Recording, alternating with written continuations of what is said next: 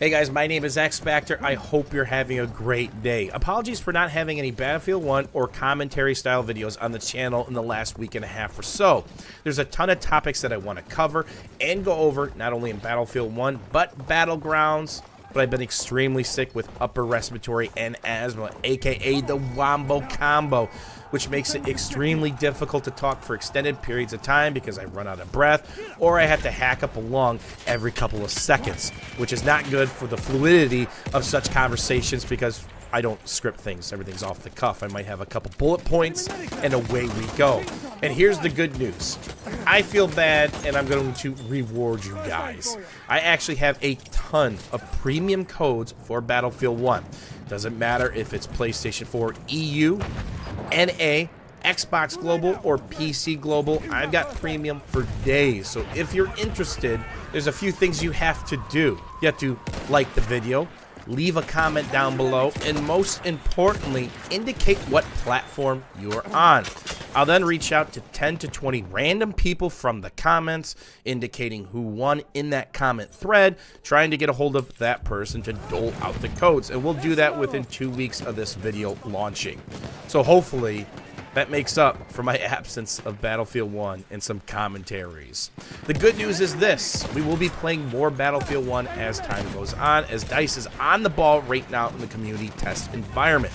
Not just with the patch that's live right now in vanilla with the reduced grenade spam, but with the upcoming changes. I'm extremely excited because it seems as if DICE is willing and really wants to put a skill gap back in multiple aspects of this game. It's been a major complaint of mine that Battlefield 1 was simply too casual and really doesn't have you coming back for more because it's too simple to master. There's not a lot of mechanics going on in-game that takes a lot of time to figure out, whether it's player movement, gunplay, vehicle play, or of course air play. Now, they've already done the grenades. We've kind of alluded to that. It's in a much better state. You do passively generate a grenade. A little bag does not help you at all. And depending on the grenade type that you have or throwable, it takes upwards to 45 plus seconds to get it back. But you need a big bag to trigger it. Now, if you stand on a big bag, it might be as little as 12 or so seconds, but you have to stand on that big bag. Now, for me, running around as cavalry, I only have little bags. I cannot bring back my grenades in any way, shape, or form. So let's say I run around for 45-ish seconds or whatever my grenade replenish timer is. I have to have somebody in the squad drop a big bag or find a big bag. The second I run over it or get within proximity, I get my grenade back. I believe, not certain on this, a lot of this passive timer is paused with being in combat. Not sure if that change made it into vanilla. But regardless, played a bunch of rounds the other day when live streaming with Mrs. X Factor doing a boost stream. That's where this footage is from. And the grenade spam really wasn't that bad. Of course, if you were on the objective, whether it was conquest or operations, it would get a bit hot, but it wasn't overwhelming like it would be before. So that's a step in the right direction. Then, of course, alluded to a couple seconds earlier ago, with all the changes coming to CTE, there is nothing off the table, including suppression. One of my issues with Battlefield 1 and the longevity of it was the frustration of Battlefield 1 coming full circle. The CTE was set up in Battlefield 4 and did amazing things. Took that game from a turd to a polished gem over the course of a year and a half, as you see me try to throw a grenade that I don't have because I need a big bag. So things that were fixed, such as the grenade spam and suppression, all those changes were reverted, and we're back to square one. The good news, of course, is this: suppression is being looked at again. So based on the input from the community and what the developers have cooked up their stream, maybe we'll see improvements or elimination of some of the things that happen when you're suppressed, including flinch or aim punch if you actually get hit, the random optic sway, the added recoil, then of course everybody's favorite, the random bullet deviation. Maybe it'll be more in line with what was the end of Battlefield 4, which felt really, really good compared to the start of Battlefield 4 and, of course, Battlefield 3. Another thing that they're looking at to tweak is the gunplay, which has been extremely controversial no matter what side of the coin you are in Battlefield 1.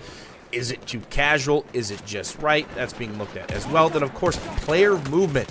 A big part of every shooter that you can think of, especially games that are considered competitive like Counter-Strike or Rainbow Six Siege. And a lot of that has to do with the player movement while shooting. Specifically talking about AD spam while aiming down sight. What is that if you're not on PC? It's the buttons we use to dance back and forth left and right. In previous Battlefield titles, and of course a lot of other competitive shooters out there, including Counter-Strike, you would lose a lot of accuracy based on the class of weapon you're using if you're aiming down sight and strafing back and forth while shooting. Doesn't matter if you're tap firing, micro bursting, or doing some elongated bursting, you would be nowhere near as accurate as if you were standing perfectly still or stopping and popping, much like you would see in a game like Counter-Strike. There'd be an initial dance, maybe a shot or two, restrafe, stop, shoot again, rewarding that footwork over anything else. Although I'm not playing a lot of Battlefield 1 right now, I'm extremely excited about the changes that DICE is looking at to make and the feedback they're looking to get from the community, particularly because they hired an amazing player called Drunks. Big part of the competitive scene, a phenomenal player who's all about the skill gap. It's going to be interesting to see what they do in CTE and how long this takes, but I'm extremely excited and foresee myself playing more Battlefield 1 in the future. Hopefully you guys enjoyed this video, my thoughts on all of this. If you guys need a copy of Premium, don't forget to throw a like on it, leave a comment down below, including your platform. I'll get a hold of you guys within 2 weeks for the winners on the YouTube comments, anywhere between 10 to 20 copies based on what platforms are needed the most. As always, guys, thanks for watching. Thanks for hanging out, and we'll see you guys soon.